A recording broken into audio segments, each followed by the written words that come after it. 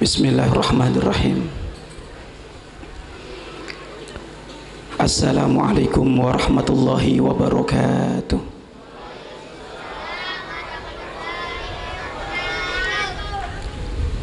Alhamdulillah Al-Karim Al-Mannan Dzit Tawli wal Ihsan. Wa sallallahu wa sallama ala khairil anam habibina wa syafi'ina wa qurrati a'yunina wa maulana Muhammad sallallahu alaihi wasallam wa ala alihi wa ashabihi wa tabi'ina lahum bi ihsanin ila yaumiddin. Allahumma ya Rabbana kama jama'tana fi hadzal masjid fajma'na yaumal qiyamah fil jannah ma'a habibika sayyidina Muhammad. Allahumma ya Rabbana tahhir qulubana anir riya wa tahhir qulubana anin nifaq wa tahhir qulubana anil hikd wa tahhir qulubana anil hasad. Allahumma ya Rabbana ikdi hajatina wa balligh lana maqasidana bihabibika sayyidina Muhammad. Allahumma ya Rabbana urzuqna taubata qabla al-maut wasyahadata 'inda al-maut wal jannata ba'da al-maut. Amma ba'd. Para jamaah, para perindu-perindu ilmu, orang-orang yang bakal disayang oleh Allah Subhanahu wa ta'ala.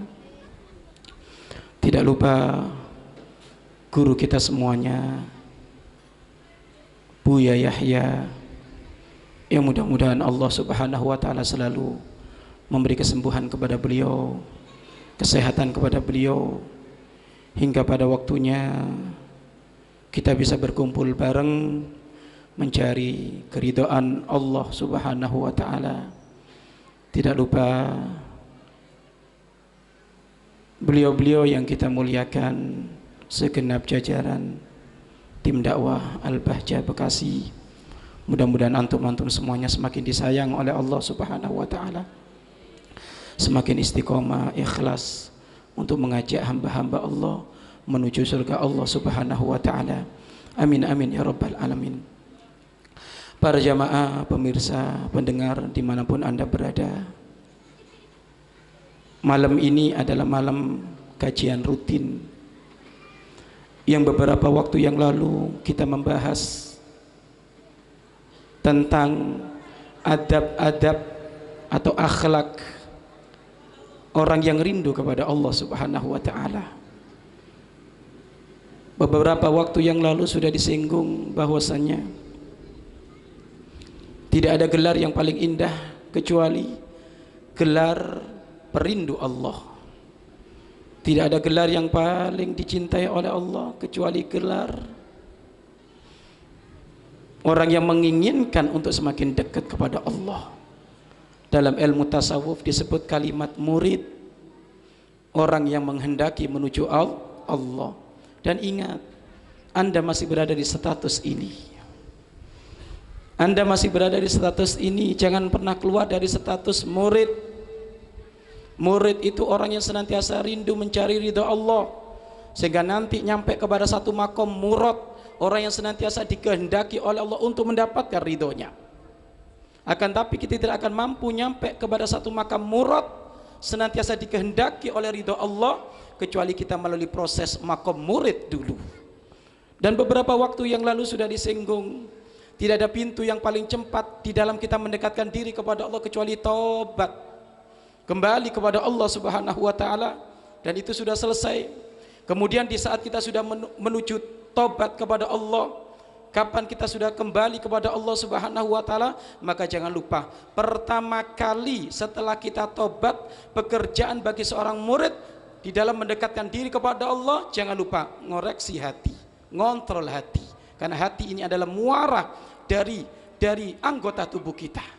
Kalau hatinya baik, anggota tubuhnya baik. Kalau hatinya baik, ucapannya baik. Kalau hatinya baik, tegur sapanya baik. Maka inilah pekerjaan setelah kita kembali kepada Allah Subhanahu wa taala. Dan kemarin kita singgung, tentu hati ini diumpamakan oleh baginda Nabi Muhammad, hati ini tak ubahnya seperti hanya rumah. Rumah itu ada pintu-pintunya, ada jendela-jendelanya. Giat sekali engkau menyapu lantai rumahmu, giat sekali engkau membersihkan rumahmu, tapi kalau pintunya enggak pernah ditutup, jendela-jendelanya enggak pernah ditutup, maka secapek kayak apapun kita menyapu, tetap yang namanya kotoran pasti ada. Hati pun sama seperti itu.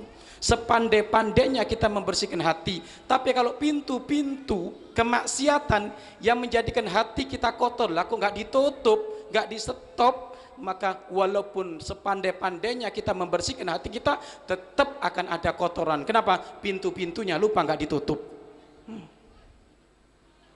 Dan kemarin sudah kita sepakati, di antaranya pintu-pintu yang menjadikan hati kotor ada dua.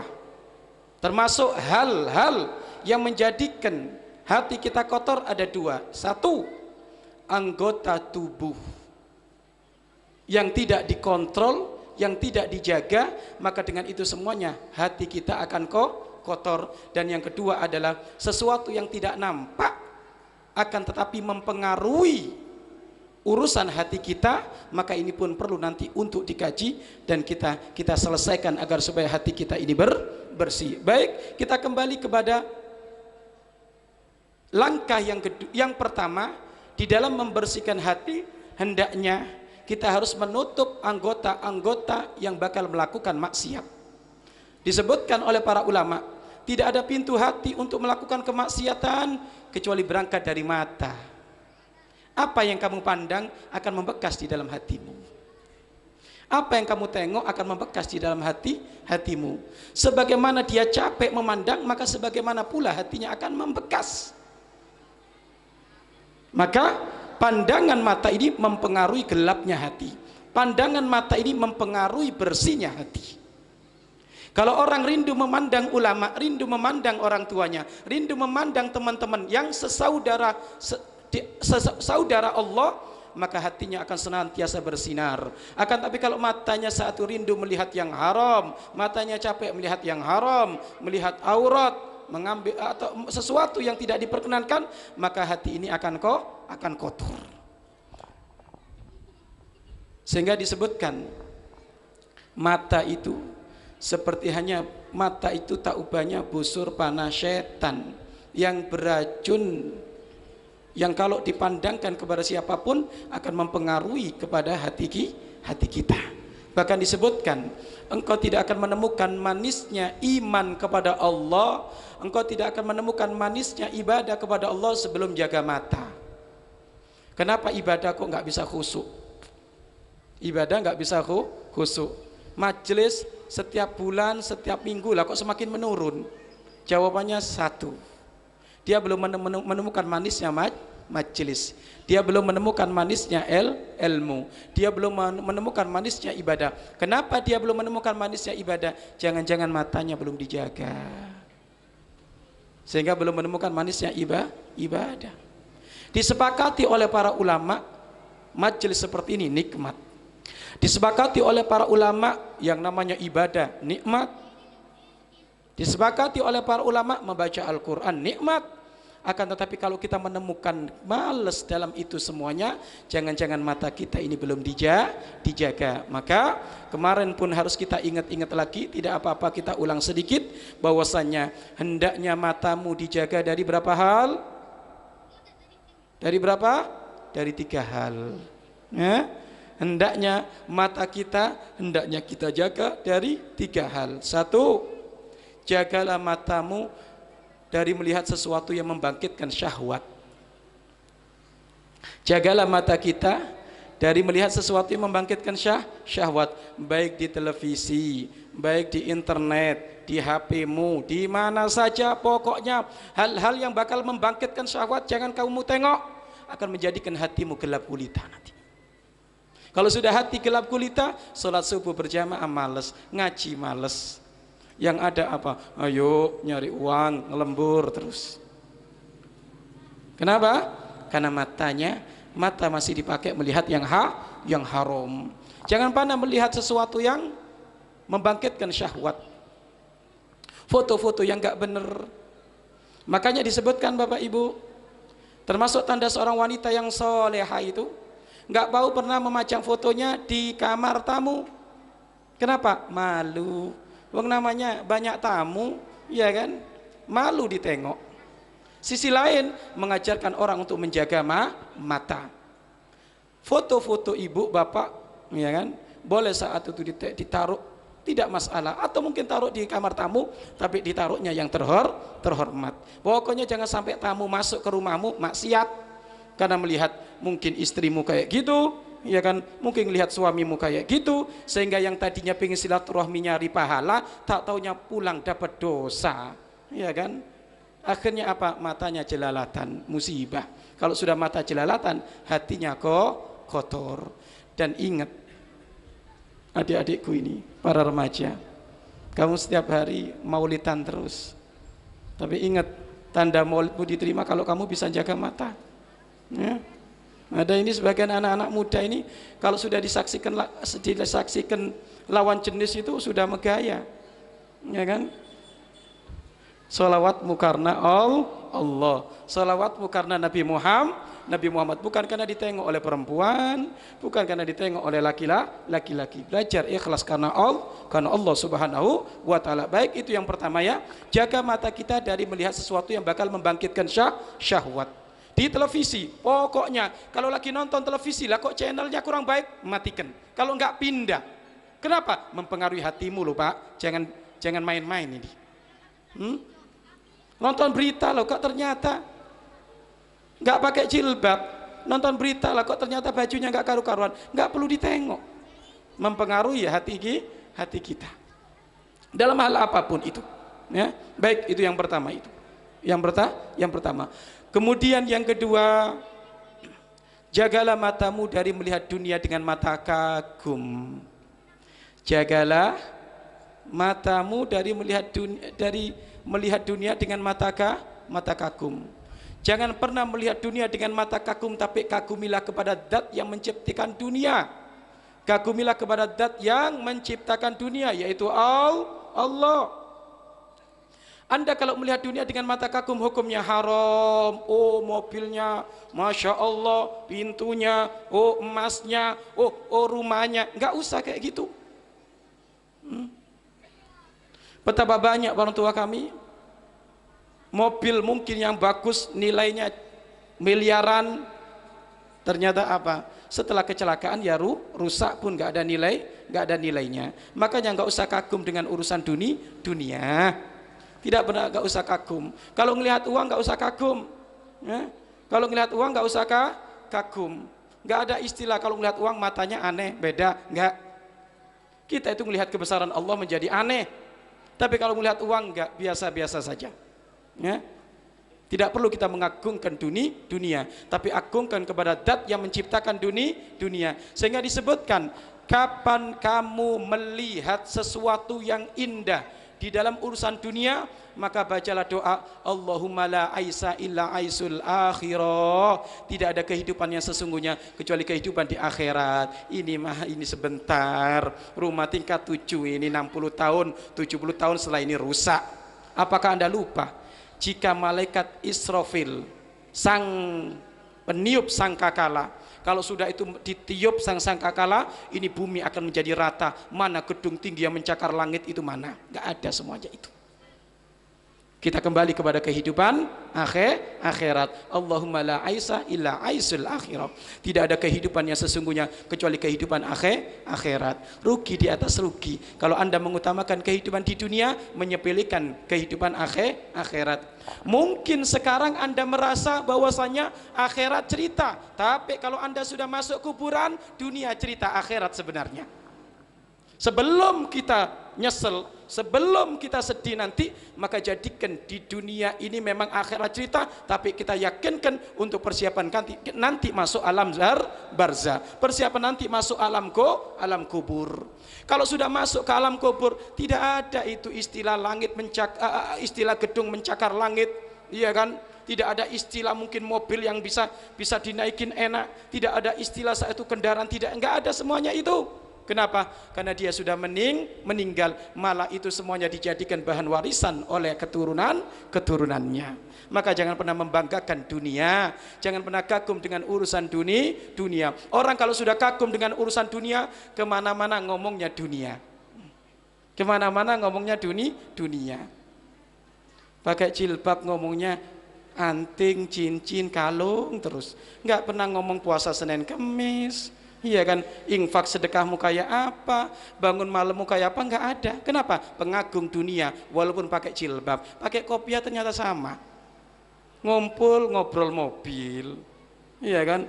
Mobilmu sudah ganti belum? Masa kalah sama tukang sampah? Loh, ini musibah ini. Iya kan? Hei, dengerin, perindu Allah itu obrolannya beda, bukan obrolan urusan dunia. Karena yang dipikir bukan dunia tapi akhirat. Maka kami pernah ditegur oleh guru kami, santri, lah kok ngobrol merek mobil, ini bukan santri itu. Santri kok ngobrol merek mobil? Oh, apa tamunya Buya, mobilnya apa? Oh itu Avanza. Oh itu apa? Loh, santri kok ngomong kayak gitu? Makanya kalau ada tim dakwah, lah tim dakwah Al-Baja Bekasi, lah kok penghuninya ngomongin merek mobil, loh ini perlu disortir lagi nih, hatinya bermasalah itu. Lah kok masih ngomongin dunia nggak usah diomongin, kita ngomongin akhirat. Dunia ngapain diomongin Bapak Ibu? Dunia itu sudah dijatah oleh Allah. Diomongin nggak diomongin bakal dikasih oleh Allah. Bakal dikasih oleh Allah, bener enggak? Diomongin nggak diomongin bakal dikasih oleh Allah. Mohon maaf Bapak Ibu, pernah ada orang makan besok ngomongin makan besok makan ayam atau makan apa? Enggak pernah. Ujung-ujungnya besok subuh belanja dapat ayam. Ngapain mau diomongin urusan dunia? Kalau ngomong urusan dunia capek, kecuali dunia yang dipakai untuk jihad di jalan Allah, kecuali dunia dipakai untuk di jalan Allah, kecuali dunia yang diinfakkan, sedekahkan, nggak apa-apa. Barangkali ada tim ibu-ibu ngomong apa, ngerumpi setiap malam tapi ngerumpi akhirat, nggak apa-apa. Iya kan? Ngerumpi akhirat gimana? Bu Haji yang kerudung kuning, Bu Haji punya tabungan berapa? Nih ada ladang akhirat, lo nggak apa-apa. Ngomongin dunia tapi untuk tujuan akhirat. Tapi kalau ngomongin dunia bukan tujuan akhirat, orang tua kami rugi Bapak Ibu. Apakah kita lupa tidak ada mulut berbicara kecuali nanti ditimbang oleh Allah. Tidak ada satu nafas yang kita desahkan kecuali nanti akan diperhitungkan oleh Allah. Kira-kira kalau kamu ngomong satu kalimat, kira-kira omongannya itu bermakna ataukah tidak, dapat pahala ataukah tidak, rugi di atas rugi. Kalau kita ngomong 1 jam 2 jam ternyata bukan sesuatu yang menjadikan Allah ridho, rugi dong. Makanya orang tua kami, guru kami itu punya perkumpulan pembisnis, orang-orang bisnis macam-macam. Kalau sudah ketemu orang tua kami 1 jam 2 jam 3 jam nggak terasa. Ngomong kontraktor, ngomong ini ngomong itu. Akhirnya oleh guru kami diingatkan, hei, jangan sampai kamu ngomong berbusa-busa 1 jam 2 jam nggak ada nilai pahalanya. Hanya urusan material tok, hanya urusan dunia tok, kan gitu. Hanya urusan mobil tok, hanya urusan gaji tok, jangan. Tapi tolong itu semuanya harus ada nilai kebaikan nanti di akhirat. Bagaimana Buya? Jangan lupa di saat kamu ngomong urusan dunia, niatkan kalau duniamu maju untuk perjuangan Nabi Muhammad, maka sepanjang kamu ngomong 1 jam 2 jam 3 jam ada nilainya di hadapan Allah. Boleh Anda ngomong urusan dunia. Barangkali ada orang yang jualan gorengan, saya pengen jualan gorengan paling maju sebekasi, nggak apa-apa. Tapi untungnya barangkali untuk kemuliaan umat Nabi Muhammad nggak masalah. Ya. Tapi ingat niatnya yang benar. Baik, yang kedua adalah jaga mata kita ini dari mengagungkan dunia. Dunia nggak perlu diagungkan. Bagaimana kita mengagungkan dunia? Wong Allah tidak mengagungkan dunia kok. Disebutkan semenjak Allah menjadikan dunia, Allah tidak pernah nengok dunia sama sekali. Jadi semenjak Allah menjadikan dunia, Allah tidak pernah nengok sama sekali. Artinya apa? Dunia itu disepelekan oleh Allah Subhanahu wa taala. Yang menyepelekan dunia, dunia ngikut. Yang menjadikan dunia bosnya, dia akan capek dengan urusan dunia. Capek orang tua kami. Makanya disebutkan Bapak Ibu, perindu Allah dengan perindu dunia sama-sama semangat. Perindu Allah dengan perindu dunia sama-sama semangat. Perindu Allah jam 2 malam bangun mandi, persiapan menuju masjid, nunggu sholat subuh. Perindu dunia jam 2 pagi menuju pasar. Menuju pasar. Tapi ingat, gak boleh suudzon lo ya, gak boleh jelek prasangka. Nanti ada tetangganya pagi-pagi jam 2 bangun, ya kan menuju pasar, lo ini perindu dunia. Gak boleh kayak gitu. Ini untuk diri kita, ya, untuk menilai kita, ya kan. Kalau Anda melihat orang lain, Masya Allah, Insya Allah Bu Haji semangat kayak gitu, berangkat pagi-pagi jam 2 sudah buka tokonya, ya kan, jam 3 sudah buka tokonya, kayaknya ngejar setoran yatim piatu loh. Itu kalau kepada orang lain. Tapi kalau kepada diri kita katakan, memang kita ini pecinta dunia, buktinya jam 2 malam gak bisa tidur mikir dunia. Nah, ini untuk diri kita, orang tua kami. Sama-sama semangat Bapak Ibu. Ya kan? Kami pernah Bapak Ibu berada di salah satu pasar Cirebon. Jam 3 malam saya menuju pasar Cirebon, ya kan? Mau beli nasi jamblang kalau nggak salah itu, beli nasi jamblang buat sahur. Kebetulan ada jam 3, jam setengah 4 itu sudah jualan. Ada ibu-ibu. Saya nanya, "Ibu beli nasi jamblang?" "Baik." "Ibu berangkat ke pasar jam berapa?" "Setengah 2 Ustadz." "Setengah 2. Berangkat ke pasar setengah 2. Pulang jam berapa?" "Jam 8 pagi." Setengah 2 sampai jam 8 pagi Bapak Ibu. Jam 2 sampai jam 8 pagi. Saya tanya, "Sholatnya di mana Ibu?" Kan gitu. "Sholatnya di mana?" Ketawa. Loh, kok ketawa? "Sholatnya di mana Ibu?" Sampai 3 kali terus. Akhirnya, "Ibu, mohon maaf, sholatnya ada di mana? Nanti sekalian sholat duha." Astagfirullah. Kenapa seperti itu? Pengagung dunia. Tapi kalau pecinta akhirat, walaupun dia memiliki dunia, dijadikan kantornya, tokonya saksi untuk ibadah. Makanya tolong yang punya toko, jangan sampai tokomu itu dipakai jualan tok. Tapi kalau perlu jadikan tokomu itu menunjukkan akhlak yang mulia. Engkau tegur sapa yang indah dengan pelangganmu. Bahkan kalau perlu, hendaknya orang yang memiliki toko itu harus ada mindset, ya kan? Ada mindset atau hadiah yang nilainya mengingatkan kepada Allah, ya kan? Mungkin ada salah satu toko jualan apa gitu Ibu, tak tanya apa dikasih aksesoris apa. "Sudahkah kamu bangun malam?" Loh, ini kan ajib ini, ya kan? Sudahkah kamu baca Al-Quran? Sudahkah kamu baca sholawat? Sebenarnya Bapak Ibu, orang dakwah itu paling gampang kok, iya kan? Yang bermasalah itu kalau nggak punya kemauan untuk berdakwah. Jadi dakwah itu jangan dibayangkan ceramah kayak kami gini, enggak. Dakwah dengan profesimu, kalau profesimu jualan, gampang, iya kan? Setiap orang beli dikasih souvenirnya Allah, Nabi Muhammad, foto-foto ulama. Loh, ini hebat ini. Akhirnya apa? Kalau beli apa-apa di toko itu, kenapa? Dapat posternya apa? "Sudahkah kamu sholat?" Loh, ini kan ajib ini. Artinya apa orang tua kami? Dia masuk surga dengan tokonya. Ya, ini baik. Yang kedua adalah jagalah matamu dari mengagungkan dunia. Dunia tidak perlu kita agungkan. Ya, yang kita agungkan adalah pencipta dunia, Allah. Yang kita agungkan apapun urusan dengan Allah, hendaknya kita agungkan. Nabi Muhammad kita agungkan, orang yang mulia, para ulama kita agungkan. Kenapa? Karena semuanya muaranya kepada Allah dan Rasulullah Sallallahu Alaihi Wasallam. Dan yang ketiga, jagalah matamu dari melihat siapapun dari manusia dengan mata merendahkan. Ya, jagalah mata kita dari melihat manusia dengan mata merendahkan, mata meremehkan. Makanya Bapak Ibu punten, Bapak Ibu yang sudah ngaji di tempat ini, kalau pulang hati-hati, ya, Kalau pulang hati-hati. Di saat engkau pulang ternyata kok gelagatmu beda, hati-hati. Ada orang kalau sudah ngaji Bapak Ibu 3 kali, kalau pulang sudah nggak mau nunduk kepalanya, pengennya kepalanya dan nggak gini. Kenapa? Karena di kanan kirinya ada tetangganya nggak ngaji, biar tahu kalau saya ini baru ngaji. Ini kan musibah ini.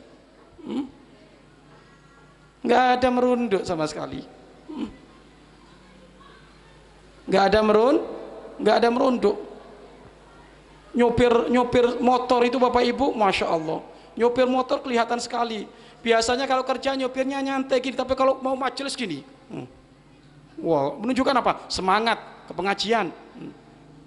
Ya, nggak ada kayak gitu. Jangan pernah merendahkan siapapun, walaupun dia adalah orang ahli maksiat, tukang mabuk, tukang zina, rentenir, ini macam-macam sudah. Walaupun dia adalah memang akhlaknya jelek, tapi kita tidak boleh meremehkan. Ya, tidak boleh merendahkan, walaupun dia tukang zina. Rendahkan zinanya, tapi jangan kau rendahkan orangnya. Hinakan perjudiannya, tapi jangan kau rendahkan orang yang berjudi. Ya, merendahkan orangnya nggak boleh, tapi kalau merendahkan kelakuan maksiatnya boleh. Kenapa? Karena hakikat kesuksesan itu, hakikat ketidakkesuksesan itu nanti di akhir hayat kita. Kalau Anda menemukan orang kafir, nggak boleh menghina orang kafir, tapi hinalah kekafirannya, bukan menghina orangnya. Kenapa? Bisa jadi sebelum dia mati masuk Islam, akhirnya mati mulia dia. Karena kita nggak tahu, nggak tahu. Yang memiliki hidayah siapa? Allah. Makanya diajarkan oleh para ulama, pandang siapapun dengan mata kasih. Pencuri lihat dengan mata kasih, penjudi lihat dengan mata kasih, pezina lihat dengan mata kasih, lihat mereka semua dengan mata cinta, mata kasih. Dan ingat orang tua kami, kalau Anda bisa melihat orang yang melakukan kemaksiatan dengan mata kasih, maka hati Anda akan semakin bersih. Tapi kalau Anda melihat mereka dengan mata merendahkan, maka Anda akan tengok hati Anda akan semakin kotor. Apakah kita lupa? Satu cerita yang sering diceritakan oleh guru kita Buya Yahya. Satu cerita tentang seorang alim besar, ulama, ahli ibadah, yang senantiasa ibadah kepada Allah hingga 500 tahun nggak pernah maksiat. Subhanallah, ibadah 500 tahun nggak pernah maksiat. Ini bukan kelas kita ini Bapak Ibu. Kita 2 hari ibadah, hari ketiga bobol lagi, ibadah lagi, 1 minggu lagi bobol lagi. Ya, ini kelas kita ini. Masih murid, iya kan? Masih murid menuju istiqomah. Tapi ini orang Bani Israel 500 tahun nggak pernah bermaksiat, ibadah terus. Hidupnya di atas gunung. Hidupnya di atas gunung, nggak pernah maksiat kepada Allah Subhanahu wa taala. Akhirnya orang tua kami, dengan waktu yang bersamaan juga ternyata ada seorang bekas preman, punya tatonya sekujur tubuh, bekas perampok, pezina, pengen ketemu ulama di atas gunung yang katanya alim, yang nggak pernah bermaksiat tersebut. Ulamanya juga turun menuju pasar, pengen mencari bekal-bekal untuk ibadah kepada Allah, sehingga bertemulah di gunung. Karena di gunung itu jalannya setapak, pasti bakal ketemu. Akhirnya bertemulah, dan ternyata di saat mereka bertemu itu mereka saling berpaling semuanya. Ulamanya berpaling, itu premannya juga berpaling.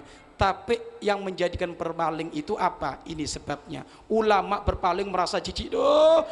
Kotor ini, pezina, mabuk, tatonya segudang.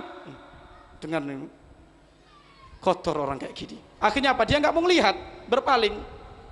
Sedangkan si preman tadi itu, dia berpaling kayak gitu, kenapa merasa malu? Ya Allah, saya ini orang jelek, banyak tatonya, belum bisa sholat, zina terus, mabuk terus, lah kok ketemu di sini, aku malu ya Allah. Berpaling, berpaling, subhanallah. Sama-sama berpaling, tapi niatnya ulamanya busuk. Niatnya ulama tadi busuk, merendahkan orang. Tadinya itu Bapak Ibu, ulama ini kemana-mana itu dipayungi dengan awan, nggak pernah kepanasan. Mana ada orang kayak gitu istimewanya. Jadi kemana-mana itu dipayungi awan. Tapi semenjak dia berpaling karena merendahkan itu preman, maka awan itu pindah kepada sang preman tadi itu. Jadi premannya yang saat itu mendapatkan hidayah dari Allah Subhanahu wa taala. Maka dari sinilah Nabi Muhammad bersabda, al-kibru batarul haqqi, yang namanya kesombongan itu menjadikan orang terjauhkan dari hidayah. Hati-hati, ulama sombong bisa dicabut hidayahnya, ulama merendahkan orang bisa dicabut hidayahnya. Maka katakan, tanamkan di dalam hati kita, yang namanya ulama nggak bakal merendahkan orang. Kalau ada ulama merendahkan orang, ini belum jadi ulama ini. Suruh ngaji lagi itu. Ulama itu cara pandangnya itu Bapak Ibu senantiasa dengan pandang mata kasih. Ada preman menuju ke ulama, ulamanya seneng, saya nggak usah ke diskotik, saya nggak usah ke sana, lah kok nyamper ke sini lagi, malah dihormat. Makanya manhajnya Nabi Muhammad, manhajnya para ulama ahli sunnah wal jamaah di dalam beliau berdakwah itu mengutamakan kelembutan. Basyiru wala tunafiru, beri kabar gembira kepada mereka, jangan menjadikan mereka lari. Jangan menjadikan mereka lari. Ini manhajnya Nabi Muhammad SAW. Jadi ingat orang tua kami, jangan pernah merendahkan siapapun. Jangan pernah merendahkan siapapun. Apa yang menjadikan kita bisa merendahkan orang? Apa yang bisa menjadikan kita merendahkan orang, Ibu? Mungkin kecantikan Ibu, bidadari lebih cantik daripada engkau. Apa yang menjadikan engkau merendahkan orang? Apakah kekayaan Bapak Nabi Sulaiman lebih kaya raya, nggak pernah merendahkan orang? Nasab keturunan, ya kan? Nabi Sulaiman nasabnya paling hebat, nggak pernah merendahkan orang. Makanya apa yang menjadikan kita bisa merendahkan orang? Ya, tidak boleh kita merendahkan orang. Lah, kapan kita memandang orang dengan mata picik, mata merendahkan, maka hati kita akan kotor. Maka tengoklah siapapun orang tua kami dengan mata kasih dan cinta. Sehingga disebutkan oleh para ulama, lihatlah orang tuamu dengan mata cinta. Kalau kita melihat orang tua dengan mata cinta, melihat ulama dengan mata cinta, mata seneng, ya kan? Dengan para teman-teman kita, teman-teman pengajian ini dengan mata cinta. Kalau melihat pelaku maksiat, maka lihatlah mereka dengan mata kasih. Lihatlah mereka dengan mata kasih. Loh, ini termasuk menjadikan hati kita itu bersih. Kalau cara pandang kita seperti itu, ya kan? Kalau melihat orang melihat orang saat itu dengan orang yang memiliki ibadah yang banyak, maka lihatlah mereka dengan mata kagum. Oh, ini hatam Al-Quran. Oh, Masya Allah, ini sholatnya ratusan, ribuan rakaat. Oh, ini infaknya gede, sedekahnya banyak. Maka lihatlah mereka dengan mata kagum. Nah, ini. Sehingga kalau orang itu Bapak Ibu cara pandangnya seperti ini, Masya Allah, dia tidak bakal merendahkan orang. Yang ada apa semuanya orang baik, Bapak Ibu. Makanya ulama kiai itu dia akan merasa dirinya jelek, nggak pernah merasa dirinya baik. Sehingga ada satu cerita orang tua kami. Ada satu cerita Bapak Ibu, ada orang ngadu, Pak ulama fulan seperti ini, ulama fulan seperti ini jelek, nggak pernah sholat, ini masih suka makan yang haram, ya kan? Apa kata ulamanya tersebut? Itu masih baik semuanya. Kalau dia tobat selesai, yang jelek itu aku. Loh, subhanallah, yang jelek aku ini. Inilah orang tua kami. Agar supaya mata kita tetap terjaga, tidak mempengaruhi urusan hati, maka mulai sekarang belajarlah untuk menjaga mata. Berjanjilah malam ini, malam kita berubah. Mata kita nggak boleh ditonton untuk melihat apapun kecuali melihat yang diridhoi oleh Allah Subhanahu wa Ta'ala. Pulang dari tempat ini, andaikan mata ini kok ternyata saat itu digoda oleh syaitan untuk nengok ini, untuk nengok itu, enggak. Ini dipakai untuk melihat Allah Subhanahu wa Ta'ala. Nanti di hari kiamat, maka tolong mata dijaga baik. Itu yang pertama. Kemudian yang kedua, yang ketiga yang perlu dijaga dalam urusan anggota tubuh itu adalah telinga dan mulut. Telinga dan mulut. Telinga dan mulut ini sama. Apa yang kamu dengar akan mempengaruhi hatimu. Apa yang kamu ucapkan akan mempengaruhi hatimu. Yang diucapkan apabila tidak boleh, maka yang didengar pun tidak boleh. Yang didengar tidak boleh, maka diucapkan pun tidak boleh. Yang haram diucapkan, haram didengar. Yang haram didengar, haram diucapkan. Apa contohnya? Berbohong. Bohong dosa tidak? Dosa. Mendengar kebohongan bagaimana? Dosa. Jangan pernah saat itu kita mendengar kebohongan. Kenapa? Nanti mempengaruhi urusan hati kita. Ya. Anda kalau melihat kebohongan, mendengar kebohongan, nanti akan mempengaruhi hati kita. Kenapa? Ngajarin kita bohong. Ini. Apalagi contohnya gonjing orang. Gonjing orang itu apa? Menyebut kejelekan orang, ya. Menyebut kejelekan orang yang memang benar orangnya melakukan, itu gonjing. Menyebut kejelekan orang yang memang benar orangnya melakukan. Kalau menyebut kejelekan orang, laku orang yang nggak ngelakukan, ini lebih parah, buhtan, penipuan, dosanya lebih gede ini. Gonjing itu memang terbukti, memang itu orang melakukan kejelekan, itu gonjing. Lo bergunjingan, jika kita ucapkan hukumnya haram, jika kita dengar pun hukumnya haram, ini pun akan mempengaruhi urusan hati kita. Jangan pernah dengar gonjing. Jangan pernah dengar gonjing, dan jangan mau gonjing orang. Disebutkan yang gonjing orang itu makan daging saudaranya, makan daging saudaranya. Sampai ada seorang perempuan datang kepada Rasulullah Sallallahu Alaihi Wasallam, ya Rasulullah, aku ini puasa ya Rasulullah, tapi kayaknya saya nggak mampu ya Rasulullah, saya pengen batalin puasaku ya Rasulullah, karena saya sudah puyeng ini mau pingsan. Kata Nabi Muhammad, kamu nggak puasa kok. Saya puasa ya Rasulullah, belum makan apapun ini, malah minta izin pengen buka karena saya sakit. Kamu nggak puasa, gimana ya Rasulullah, saya nggak puasa. Para sahabat, ambilkan baskom, suruh ngambil baskom, orang tua kami, keluarkan apa yang ada di mulutmu itu. Tiba-tiba dikeluarkan Bapak Ibu apa yang ternyata yang muncul saat itu Bapak Ibu, daging busuk. Apa? Dia puasa dari makanan halal, tapi dia membatalkan dengan suatu yang haram, yaitu bergunjingan. Gak usah gunjing orang, itu mempengaruhi hati kita, ya, gak usah. Dan memang Bapak Ibu, yang namanya gunjing itu enak sekali, ya kan? Gak tahu itu. Kalau makan sambal kapok, tapi kalau gunjing gak ada kapoknya, ya kan? Orang makan gorengan itu Bapak Ibu, kasih cabai 10 sudah kapok itu. Iya kan, tapi kalau gonjing orang Bapak nggak ada kapoknya. Semalam suntuk sambil nonton bola gonjing temennya.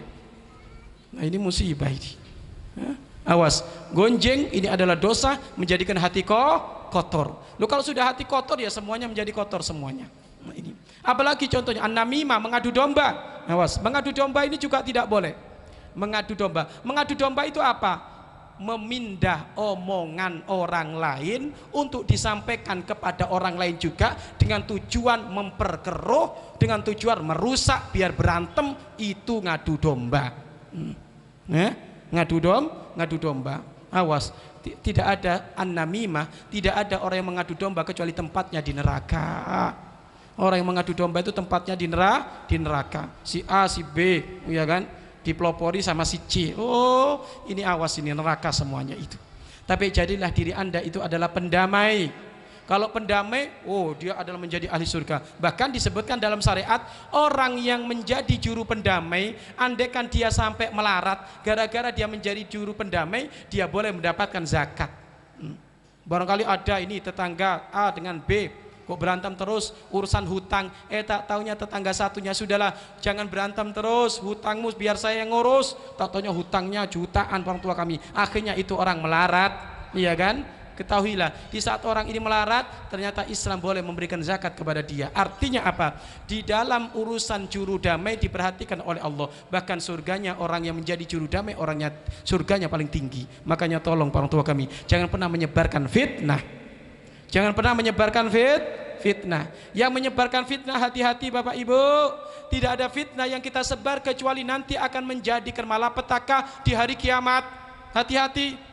Fitnah itu lebih kejam daripada pembunuhan. Lah kok bisa fitnah lebih kejam dari pembunuhan? Iya. Kalau pembunuhan Bapak Ibu paling yang disakiti itu Bapak Ibu hanya urusan keluarga saja. Tapi kalau fitnah Bapak Ibu yang disakiti orang banyak, dan fitnah itu akan terus muncul sampai hari kiamat. Tuh, kok bisa muncul kayak gitu Pak Ustadz? Iya, simak ini omongan kami ini, dengerin omongan kami ini. Kalau ada orang memfitnah, si A sama si B memfitnah orang, memfitnah. Nggak duduk ada di Cikarang Timur ngomongin orang, nyebarin fitnah.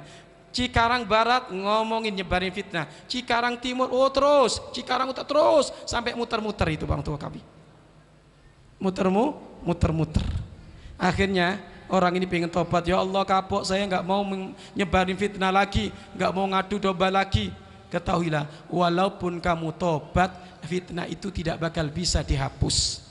Tidak ada fitnah yang menyebar di sana, walaupun kau tobat, kecuali engkau nanti dapat dosanya. Makanya disebutkan, ada kan istilah infak apa?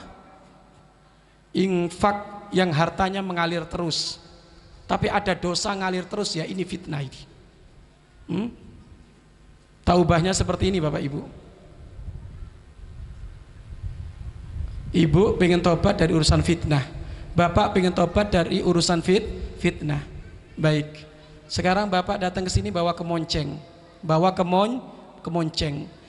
Setelah anda bawa kemonceng, coba anda pulang lagi sambil kemoncengnya tadi itu dilepasin bulunya, ya kan? Dilepasin bulunya.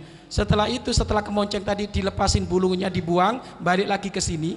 Kemudian akan kami suruh balik lagi, coba kamu cari kira-kira bulu yang kemonceng tadi dilepasin, kamu cari kira-kira dapat banyak seperti semula ataukah berkurang atau bahkan dapatnya sedikit. Jelas dapatnya sedikit. Fitnah yang disebar itu kayak gitu. Walaupun kamu tobat pengen mengambilin, tapi fitnah itu sudah terbang ke Cirebon, fitnah sudah terbang ke Jakarta. Tidak ada fitnah yang muncul di Cirebon kecuali engkau dapat dosa. Hati-hati, hati-hati. Jangan pernah belajar memfitnah orang. Hati-hati. Walaupun dia tobat, nangis-nangis pada Allah, ya Allah, ya Allah. Fitnah ada muncul lagi di Tegal, fitnah muncul lagi di Jawa Timur. Siapa yang dapat? Ya, yang ngedarin fitnah itu. Makanya hati-hati orang tua kami, ya. Jangan memfitnah orang, jangan mengadu domba orang. Kalau nggak tahu mending diam orang tua kami. Nah, ini Bapak Ibu ya, mulut ini akan mempengaruhi hati kita dengan kalimat-kalimat kotor, ya kan? Dengan kalimat-kalimat kotor ini juga mempengaruhi hati kita. Makanya pulang dari tempat ini orang tua kami berjanji tidak akan ngomong kecuali jujur. Ya kan, nggak mau gonjeng orang, nggak mau memfitnah orang, nggak mau mengadu domba orang. Yang ada adalah kebaikan terus orang tua kami. Ya? Ini orang tua kami. Kenapa? Anda semuanya murid Bapak Ibu. Awas, Anda semuanya murid. Orang yang rindu kepada Allah. Mana ada seorang murid gonjeng orang? Mana ada seorang murid kalau ngomong jorok? Mana ada seorang murid orang yang rindu kepada Allah suka ngadu domba orang? Enggak. Seorang murid yang rindu kepada Allah tidak ada apa yang diucapkan kecuali kebenaran. Qulil haqqa walau kana murra. Katakanlah kebenaran walaupun menyakitkan. Artinya apa? Yang diucapkan adalah kebenaran. Dan seorang murid sesungguhnya adalah orang tua kami, kiblatnya kepada Rasulullah. Mana Rasulullah pernah bohong? Nabi Muhammad gak pernah bohong Bapak Ibu.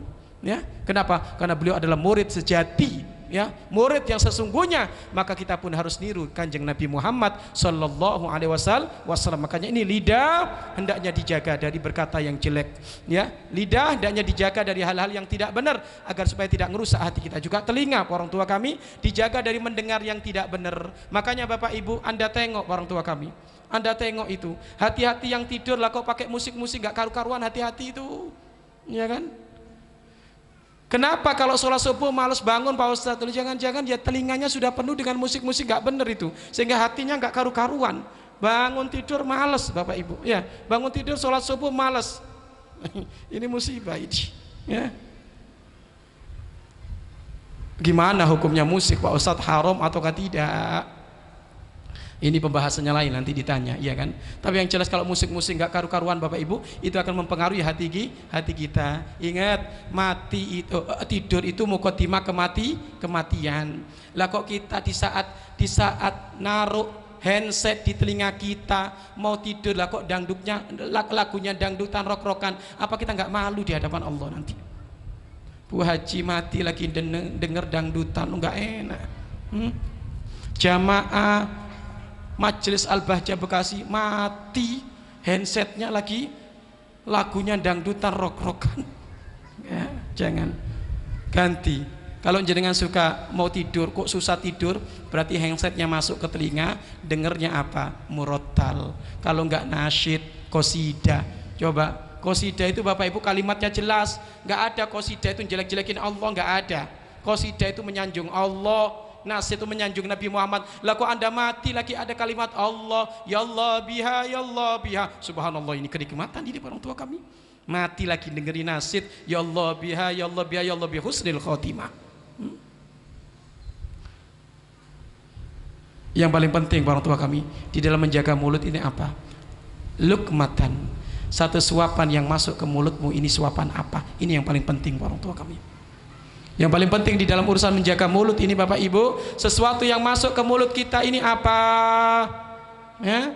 Jangan sampai orang-orang yang rindu kepada Allah, jangan sampai mulutmu dipenuhi dengan sesuatu yang haram. Man akalal harama asad jawarihu wa in aba. yang makan sesuatu yang haram, anggota tubuhnya akan menjadikan dia mudah maksiat walaupun dia nggak mau. Sebaliknya, waman akalal halala ta'at jawarihuhu wa in aba, yang makan barang yang halal, anggota tubuhnya akan menarik dia patuh kepada Allah walaupun anggota tubuh, walaupun dia nggak mau, walaupun dia tidak tahu, ya. Jadi orang kalau makan yang halal, orang tua kami, orang yang makan yang halal, barokahnya itu menjadikan apa? Anggota tubuh kita ini mudah melakukan ibadah kepada Allah. Hati-hati, yang jarang baca Al-Quran tuh jangan-jangan makannya masih remeng-remeng gitu, ya kan? Baca Al-Quran males, tapi kalau megang HP paling seneng, ya kan? Kalau megang HP Bapak Ibu nggak terasa, orang tua kami, ya kan? Megang HP baca maghrib lolos jam 9, baca Al-Quran baca maghrib, rotibul hadat aja susah. Rotibul hadat susah. Jangan-jangan makanannya ini masih ada yang nggak bener ini, sehingga apa? Tidak mudah menjadikan dia melakukan ibadah kepada Allah. Makanya ayo perhatikan apapun yang masuk kepada diri kita dalam urusan makan, tolong diperhatikan. Jangan sampai ada makanan yang haram. Jangankan yang haram, yang subhat jangan. Yang subhat jangan. Yang subhat itu apa? Gak jelas haram, gak jelas halal, ya. Yang subhat disebutkan orang tua kami, istafti qalbak wa in aftauka, minta petunjuk kepada hatimu walaupun sudah ada fatwa. Ini kebanyakan oleh orang dipelintir maknanya. Minta petunjuk kepada hatimu walaupun sudah ada fatwa. Tapi sebagian orang memelintir maknanya. Memelintir maknanya bagaimana? Ulama sudah mengatakan ini haram, oh hati saya nggak tenang, ini kayaknya ustadznya keras, masa ini haram, nyari saja ustadz yang lain, barangkali agak luas, oh akhirnya bener, ustadz ada yang ngomong makro, loh ini baru cocok, hati saya tenang, loh ini musibah itu. Bukan itu maksudnya. Minta petunjuk hatimu walaupun ada fatwa para ulama, bukan itu maknanya. Maknanya apa? Warok. Warok itu apa? Yang sudah disebutkan oleh para ulama ini halal, tapi rasakan dengan hatimu, tanyakan dengan hatimu, kayaknya saya masih ragu ini, loh baru ini, saya nggak mau makan ini, lah itu maksudnya, ya. Tapi sama orang kadang dipelintir Bapak Ibu, ya kan? Tanyakan kepada hatimu walaupun ada fatwa ulama, fatwa ulama jelas udah haram, tapi apa? Hati saya nggak tenang, ya iya nggak tenang, wong inti masih doyan, gimana mau tenang, ayo. Iya kan? Maknanya bukan di situ. Maksudnya tanyalah hatimu walaupun ada fatwa ulama, maknanya warok. Warok itu Bapak Ibu yang halal dipilih-pilih. Yang halal dipilih-pilih. Bukan lagi urusan haram lagi, yang halal dipilih-pilih. Contoh ini, saya ini lagi bisnis nih. Bisnis ini hukumnya halal, tapi kok hatiku gelisah. Kok nggak enak, nggak tak tinggalkan, kayaknya nggak barokah. Loh itu namanya warok, ya kan? Namanya warok orang tua kami. Tapi sebagian orang kadang dipelintir Bapak Ibu. Makanya ingat orang tua kami, tolong orang-orang yang rindu kepada Allah, jagalah perutmu, jangan sampai makan yang haram. Apalagi keluargamu, istrimu, anak-anakmu nggak bakal barokah. Pengen punya anak katanya ahli surga, tapi ternyata dikasih konsumsi yang haram. Hati-hati. Hati-hati orang tua kami, ya. Tolong ini jadi murni yang dimakan itu adalah benar-benar halal. Makanya unik kata guru kami Bapak Ibu. Ibu, ini saya mau nanya, mohon maaf ini cuma contoh saja. Ibu kalau sarapan pagi bikin sarapan pagi buat anak, lah kok ternyata ikannya kotoran ayam, gimana Bu? Bu, Cici enggak? Cici enggak Pak? Ngasih sarapan anaknya tapi menunya kotoran ayam, cici enggak? Kotoran ayam masih lebih baik daripada riba. Kotoran ayam masih lebih baik daripada yang haram. Karena menurut Imam Malik kotoran ayam suci, ya kan? Tapi kalau ada orang makan riba, lap, anaknya setiap hari dikasih sarapan riba, nyantai saja. Padahal riba lebih parah daripada kotoran binatang. Makanya ini mindset kita ini harus sudah mulai dibalik di orang tua kami. Artinya apa? Hendaknya kita takut sekali jangan sampai anak kita makan yang haram. Yang haram itu riba, Ibu. Riba itu haram, ya kan? Riba jelas orang tua kami, ya kan? Ngasih utangan tapi ada buntutnya, kata orang Jawa. Ngasih utangan ada buntutnya. Lo gimana Ustadz kalau ngasih utangan nggak ada buntutnya? Ya nggak dapat untung. Lo inti itu kalau mau nyari untung jangan melalui hutangan. Kalau inti mau nyari untung ya melalui bisnis. Hutang piutang diadakan di dalam Islam itu untuk saling membantu, bukan saling nyari untung. Ya. Makanya yang kaya raya Bapak Ibu kalau dihutangi oleh tetangganya nggak usah macem-macem, ya kan? Yang kaya raya ini tolong kalau menemukan tetangganya miskin kok pinjam uang nggak usah macem-macem, jangan sampai ada buntutnya, dikasih lebihan, itu adalah riba, haram. Ketahuilah orang tua kami, adanya fakir miskin itu mengangkat orang yang kaya raya. Kalau nggak ada fakir miskin, orang kaya raya mau masuk surga dari mana? Mau masuk surga dari mana? Ayo. Makanya ada fakir miskin itu bukan menunjukkan Allah lemah. Mustahil Allah lemah. Ya kan, Allah bisa memberikan kekayaan kepada orang kaya raya, maka Allah sangat mudah memberikan kekayaan kepada fakir miskin. Tapi adanya fakir miskin itu untuk mengangkat derajatnya orang yang kaya raya ini, biar pangkatnya naik kayak Abdurrahman bin Auf. Abdurrahman bin Auf surganya tinggi, kenapa? Orangnya kaya raya, perhatian kepada fakir miskin. Jadi adanya fakir miskin untuk mengangkat derajatnya orang kaya raya orang tua kami. Ya. Sekali lagi jangan pernah orang tua kami ya macam-macam ya anak kita, istri kita dikasih makanan kayak gitu, makanan haram, riba. Ada lagi makanan apa? Suap, nyogok. Loh ini haram ini. Ya kan? Nyogok. Allah la'anallahu ar-rasi wal murtasi. Allah melaknat kepada orang yang nyogok dan menerima nyogok, dan juga orang yang menyembadani adanya sogokan. Ini haram. Haram. Sekarang zamannya zaman kayak gitu Bapak Ibu. Tanda tangan aja 50.000, iya kan? Tanda tangan 50.000. Mohon maaf Pak RT RW ini jangan macam-macam Pak RT RW. Iya kan? Nerima uangnya nggak seberapa, nerakanya dalam ini. Iya kan? Ada katanya apa? Kalau ke RT itu minimal 100.000 kata lo. Gimana ini? Wong ini rakyat pengen dapat haknya, iya kan? Dapat haknya. Biasanya ngurus apa untuk pemerintahan harus ada surat pengantar dari RT RW, ya kan? Tapi ternyata RT RW-nya sudah, kalau ke saya minimal 100.000. Loh ini musibah ini. Itu dimakan, waduh Bu, dimakan hati gelap gulita. Yang makan riba, makan yang haram itu hatinya paling gelap itu nanti orang tua kami. Hatinya paling gelap itu Bapak Ibu. Mudah saat itu gelap hatinya. Loh kalau sudah hatinya gelap orang tua kami, waduh susah. Ibadah kayak apapun susah. Dikasih nasihat kayak apapun susah. Memang Bapak Ibu tidak ada orang yang sempurna. Yang sudah terlanjur sudah tobat, cepat kapok, ya berhenti. Ya, yang sudah terlanjur, Ustadz, saya sudah kecemplung ini Pak Ustadz, uang riba Pak Ustadz, ini gimana Ustadz? Ya sudah, kapok saja, nangis kepada Allah, minta cepat diselesaikan. Ya, tapi jangan diulang lagi. Ya kan? Orang cerdas itu Bapak Ibu masuk sumur ya sekali saja. Lu masuk sumur lah kok seneng, ya kan? Masuk sumur kok seneng. Lah coba Ibu, orang cerdas itu Bapak Ibu kakinya kecemplung apa? Selokan itu ya sekali saja kan gitu. Lah ini setiap ngaji kok kecemplung selokan terus? Mah bukan kebetulan, memang doyan itu orang tua kami. Alasannya apa? Kebutuhan hidup. Loh ini ngejek Allah ini orang tua kami.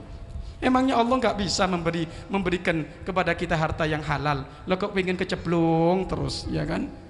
Gali lubang, tutup lubang, iya kan? Nutup lagi, gali lubang lagi, keceplung lagi, nutup lagi, gali lubang lagi. Ini orang nggak benar-benar ini kayak gitu, nggak kapok sudah, ya?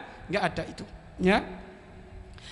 La'anallahu ar-rasi wal murtasi. Allah melaknat orang yang menyogok dan orang yang menerima sogokan atau orang yang menyembadani adanya sogokan-sogokan ini.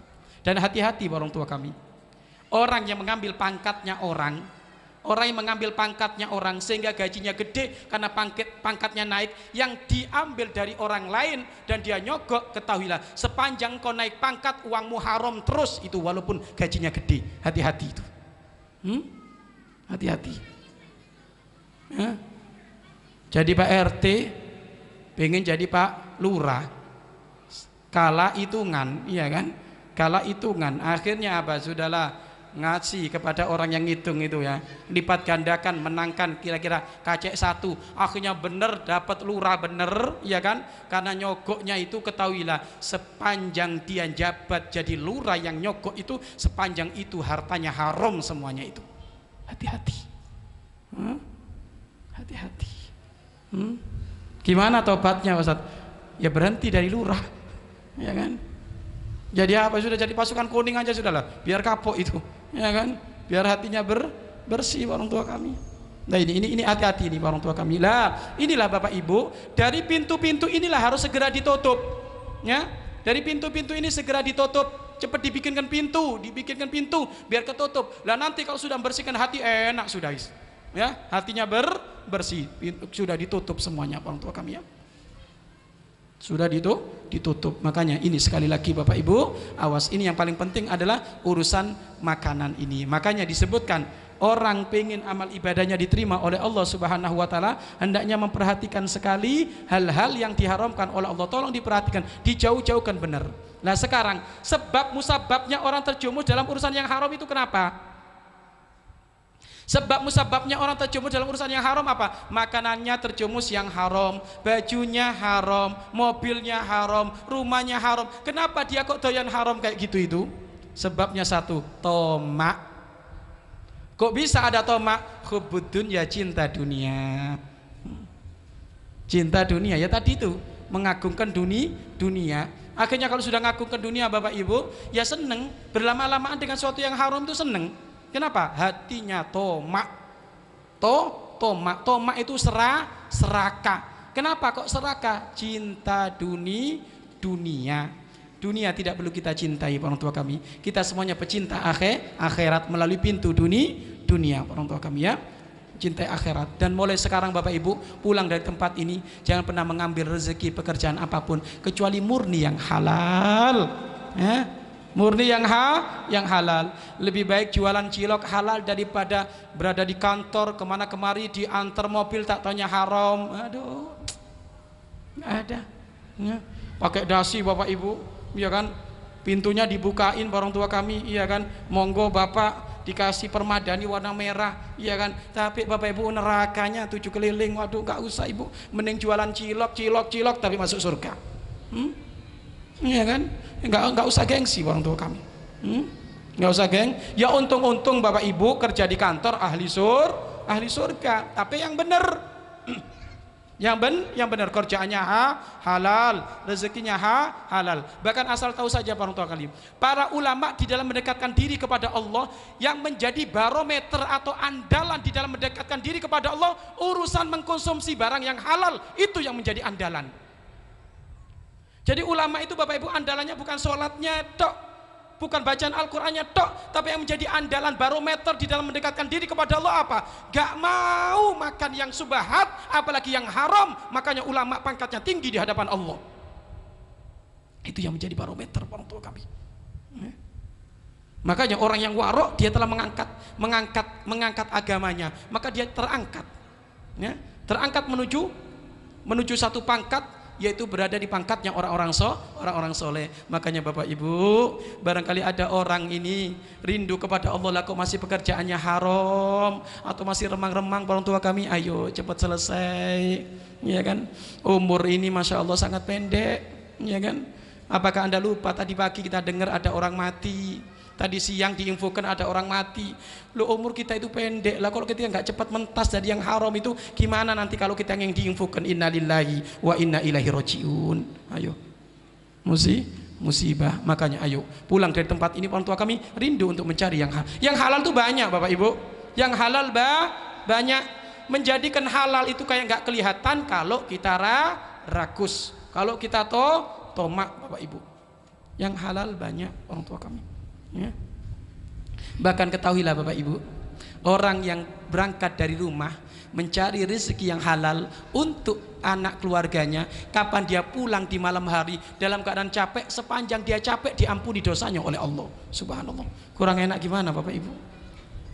Nih para suami jenengan ini sekarang ini barangkali tangan kok ngeronyoh, iya kan, capek barangkali tadi kerjanya adalah murni halal benar, kakinya capek.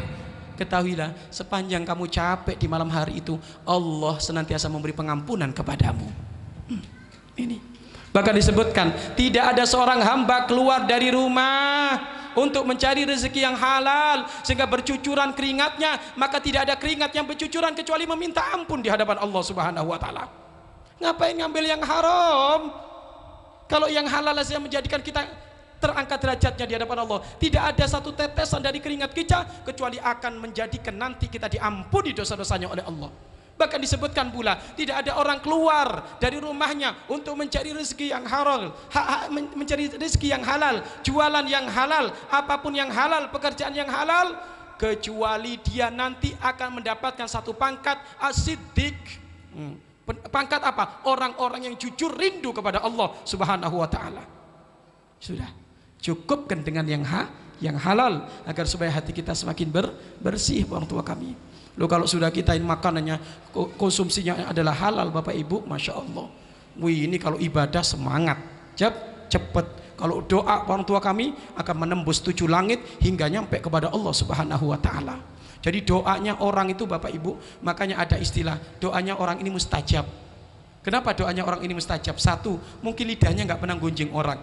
2, dia nggak pernah makan yang haram, makanya mustajab. Kalau ngangkat tangan itu orang tua kami langsung nembus, ya, nembus ini Bapak Ibu. Kenapa? Langsung dikabul oleh Allah. Kenapa? Tidak pernah melanggar Allah dengan mulutnya, ya kan? Tidak pernah melanggar Allah dengan mulutnya, hatinya bersih. Nah, ini ya, ini Bapak Ibu, ini pintu-pintu yang perlu ditutup dari hal-hal yang menjadikan hati kita gelap. Ini orang tua kami ya. Ini yang pertama, bagian yang pertama yaitu dari anggota tubuh yang bisa kelihatan. Jika ini tidak ditutup, kita bersihkan capek kayak apapun, hati kita akan kotor. Makanya sekali lagi kita ingatkan, mata kita jaga dari 1, melihat sesuatu yang membangkitkan syahwat. Ya, melihat aurat laki-laki, melihat aurat perempuan, ini nggak boleh. Ya, ini juga menjadikan sebab hati nanti kotor. Yang kedua, jagalah mata kita dari melihat dunia dengan mata mengagungkan. Yang ketiga, jagalah mata kita dari merendahkan orang lain. Nah ini. Kemudian jaga telinga, jaga mulut. Apa yang haram diucapkan maka haram didengar. Apa yang haram didengar maka haram diucapkan. Janganlah sampai kita melakukan itu akan mempengaruhi urusan hati kita, ya. Dan yang paling penting adalah urusan jangan sampai mulut kita dipakai makan yang haram, itu yang bakal menjadikan cepat hati kita kotor. Lah ini urusan yang dohir. Nanti ada orang tua kami menjaga hati dari urusan yang tidak nampak. Apa? Khawatir, lintasan hati. Khawatir nanti insya Allah pada pertemuan yang akan datang akan kita bahas, karena ini agak butuh konsentrasi Bapak Ibu. Ketahuilah tidak ada orang melakukan ibadah kepada Allah kecuali berangkat dari lintasan-lintasan yang terlintas di dalam hatinya. Kenapa ada orang bangun malam? Karena dia sebelum tidur terlintas, aku nanti bangun malam, sehingga apa? Pasang beker, iya kan? Makanya ini lintasan ini penting ini. Ada nanti lintasan dari setan, sehingga apa? Dia pengen zina nanti. Nggak ada orang melakukan zina kecuali dia memang sudah memprogram, hatinya sudah ada lintasan melakukan zina itu, ya kan? Bahkan mohon maaf, tempatnya melakukan seperti itu kan tersembunyi. Lah kok bisa ketahuan? Loh, karena memang sudah ada lintasan di dalam hatinya. Tempatnya di sini, ini bayar sekian berangkat. Makanya semuanya itu Bapak Ibu muaranya itu dari lintasan ini, ya, dari lintasan. Jadi istilah bahasa Arabnya khawatir, lintasan hati. Ada lintasan hati baik, ada lintasan hati yang jelek. Kalau lintasan hati yang baik itu namanya ilham, ya, ilham. Tapi kalau lintasan hati yang jelek itu namanya was-was. Insya Allah nanti pada pertemuan ini juga harus diberesin ini nanti, lintasan-lintasan di hati ini, agar supaya lintasan di hati ini bersih terus. Seperti apa, ya? Kalau nanti lintasan hati ini muncul lintasan jelek seperti apa, insya Allah pada pertemuan yang akan datang orang tua kami ya. Ini malam ini pengokohan kepada pada pertemuan yang lalu yang mungkin sudah beberapa waktu tidak pernah dibahas. Insya Allah pada pertemuan yang akan datang kita lanjut bab membersihkan hati, tapi menjaga melalui pintu yang tidak kelihatan. Apa? Lintasan-lintasan hati, iya kan? bisikan-bisikan hati yang perlu nanti kita bersihkan. Wallahu a'lam bishawab. Mangga barangkali ada yang mau ditanyakan dipersilakan.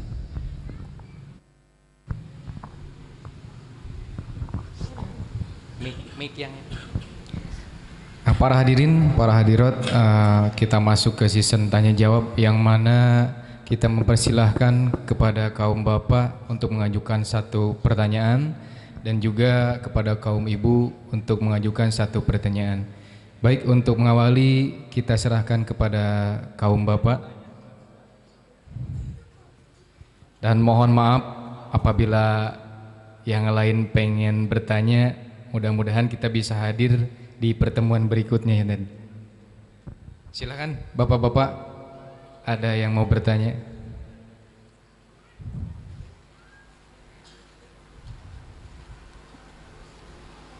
Ya silakan Pak. Namanya siapa? Asalnya dari mana Pak? Silakan. Assalamualaikum warahmatullahi taala wabarakatuh. warahmatullahi wabarakatuh. Allahumma sholli ala sayyidina Muhammad. Allahumma sholli wa sallim wa barik alaihi. Nama Pak Ade dari Puri Mutiara Indah. Ustadz, yang saya tanyakan dalam bab masalah pandangan mata, apakah ada pandangan yang dimana dengan cara memandangnya saja itu mendapat pahala? Karena pernah mendengar seorang ustadz dengan cara memandangnya saja, contohnya memandang Ka'bah, memandang ayat-ayat suci Al-Quran, memandang wajah guru dan wajah orang tua, katanya mendapat pahala. Mohon dijelaskan. Terima kasih. Wassalamualaikum warahmatullahi taala wabarakatuh. Mangga ibu-ibu. Ada ibu-ibu?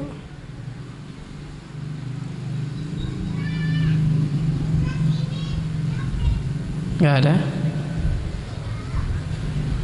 Bapak-bapak lagi barangkali?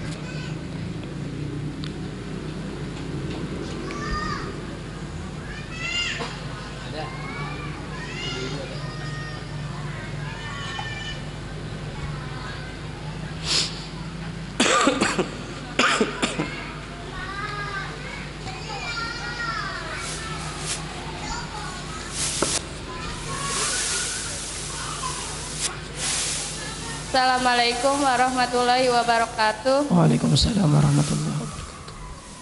Pak Ustadz, saya mau nanya tentang masalah meminjamkan uang.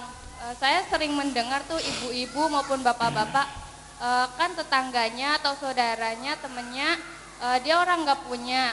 Terus tapi suatu saat dia itu datang ke rumah, terus minta pinjaman, tapi dengar-dengar kabar dari orang lain, orang itu tuh kalau udah dipinjemin itu suka susah ngembaliinnya. Terus gimana enaknya kita itu sebaiknya dikasih pinjem atau enggak, terus cara menyampaikan yang baik itu bagaimana? Terima kasih. Wassalamualaikum warahmatullahi wabarakatuh. Assalamualaikum warahmatullahi wabarakatuh. Baik, pandangan yang dianjurkan apakah ada Pak Ustadz? Tadi sudah disinggung, pandangan yang menjadikan hati bersih adalah memandang ulama, iya kan? Berarti kalau menjadikan hati bersih itu termasuk pandangan yang dianjurkan, memandang orang tua, ya kan? Memandang teman-teman kita ahli iman, ini pahala semuanya ini, ya kan? Memandang orang tua, ini pahala Bapak Ibu. Memandang Ka'bah, ini memandang Ka'bah termasuk ibadah. Termasuk diantaranya adalah kalau engkau ibadah di depan Ka'bah, maka jangan melihat di tempat sujudmu. Orang kalau sholat matanya ngadepnya kemana? Ke tempat sujudnya, kecuali di saat di depan Ka'bah dan juga di saat di hadapan Rasulullah.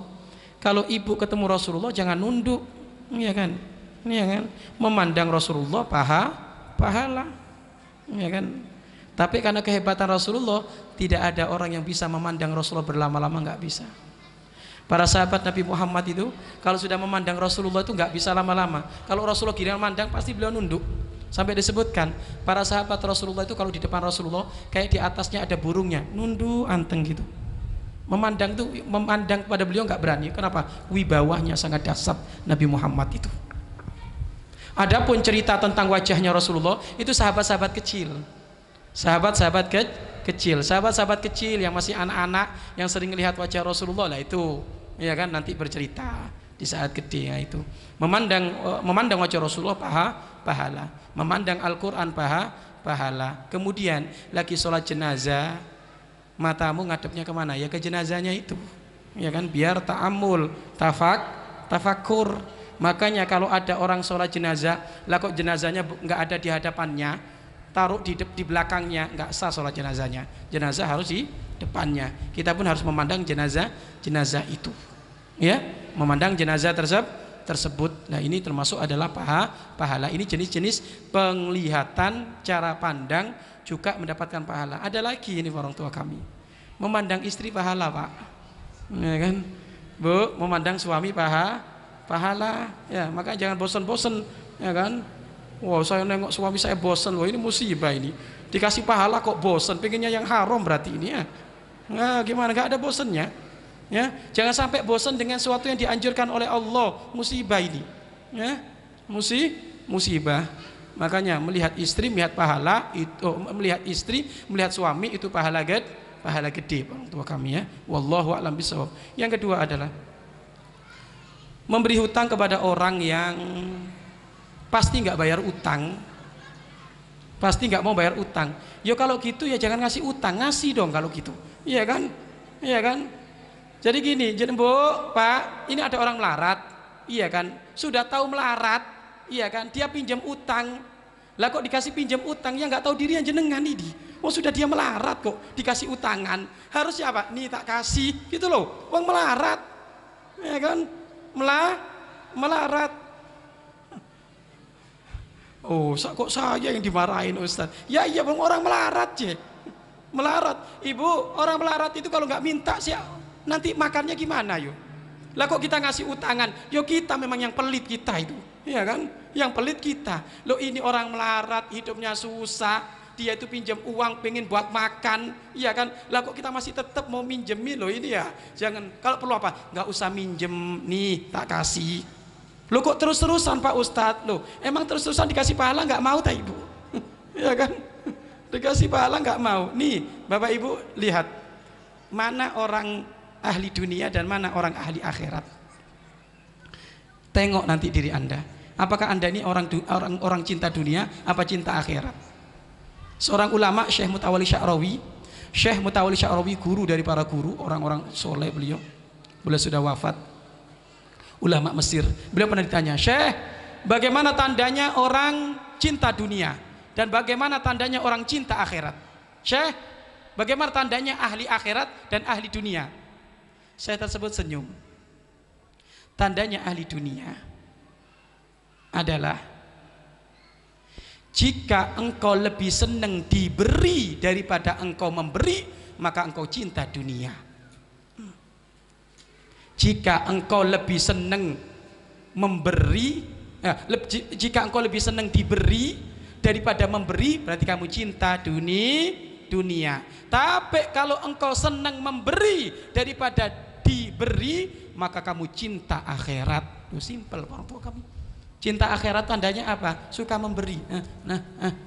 Oh itu cinta akhirat itu. Kalau cinta dunia Ibu senangnya apa? Hadiahnya mana? Ini mana? Oh ini cinta dunia ini. Kenapa? Jujur, lebih gede mana? Memberi apa diberi? Pahalanya. Memberi apa diberi pahalanya? Bener, kalau gitu nggak usah utang, dikasih itu orang melarat itu. Orang melarat kok diutang, mau bayar dari mana nanti itu? Iya kan, kalau perlu solusinya gimana Pak Ustadz? Dia itu gak pasti kalau utang gak bayar. Loh iya, mau bayar dari mana? Wong gak punya dia. Solusinya bagaimana? Solusinya dijamin itu sudah sampai kaya raya nanti. Sudah kan gitu. Kenapa? Anda ahli akhirat, iya kan? Suka memberi orang tua kami. Ingat Bapak Ibu, orang yang diberikan kepada orang, apalagi ahli iman, orang tua kami, apalagi ahli iman, nggak bakal kekurangan. Dengerin Bapak Ibu, berapa kali saya ngomong, nggak ada istilah orang gara-gara memberi bangkrut, nggak ada. Orang yang bangkrut yang pelit itu bangkrut itu pasti itu. ya kan? Tapi kalau memberi nggak ada, Ibu. Hampir kita ketemukan orang kaya raya yang hartanya melimpah ruah, mereka semuanya punya apa? Punya catatan khusus di dalam urusan dermawannya kepada Allah. Jadi orang kalau ahli dermawan nggak bakal orang tua kami, karena janji dari Allah, janji dari Muhammad, baliyazdat akan bertambah. Yang nggak bakal bertambah itu ini Bapak Ibu, yang nggak bakal diberikan. Makanya Ibu jangan suka nimbun apapun di rumah. Selama barangmu di rumah masih banyak, nggak bakal dikasih barang lagi oleh Allah, ya kan?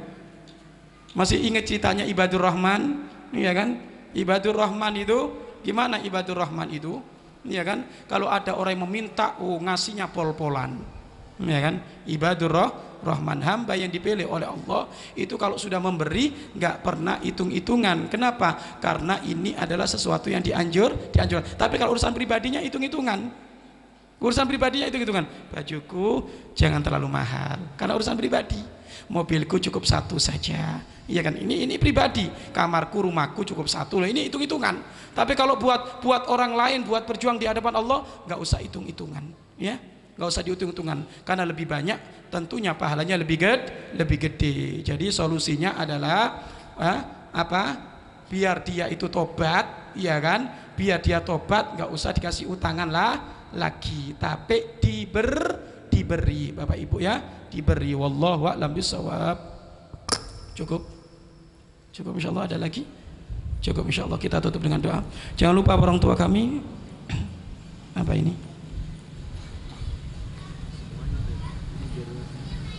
Baik.